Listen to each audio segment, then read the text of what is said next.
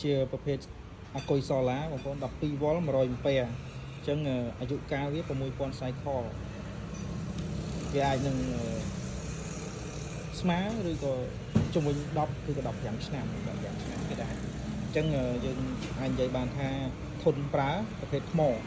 ញ្ចឹងប្រភេទនេះបងប្អូនដឹងស្រាប់ជាប្រភេទថ្មលីជូមហើយយើងអាចប្រើប្រាស់បានទៅលើគ្រឿងអគ្គិសនីមួយចំនួនតែយើងធ្វើមានដុំម្លាញ់ភ្លើងទៅ220មកគ្រាប់ទៅហើយអាគុយហ្នឹងគឺមានតែអាគុយហ្នឹងទេអាគុយហើយជាមួយនឹងខ្សៅពីគ្រាប់សម្រាប់យើងរឹតឲ្យជាប់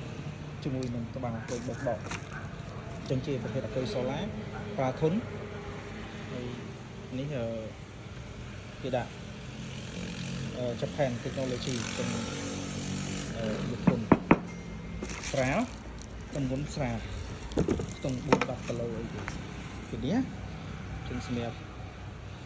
ជនដែលធ្លាប់ប្រើប្រាស់លីជូមឬក៏អត់ទាន់ធ្លាប់ប្រើប្រាស់លីជូមអាចនឹងអ្នកអត់ធ្លាប់ប្រើយើងអាចប្រើប្រភេទលីជូមវិញវាធន់ជាងអាគុយធម្មតាតែមិនសម្រាប់យកទៅដេឡានទេប្រភេទលីជូមខ្ញុំមិនដែលណែនាំយកទៅប្រើប្រាស់ការដេឡានឬក៏ប្រឆេះឡានទេគឺយើងប្រើជាមួយនឹងសូឡាឬក៏គ្រឿងទទួលអគ្គិសនីពី10វ៉ុលឬក៏220វ៉ុលដែលយើងមានតែមានអង្គតើម្លាញ់ភ្លើង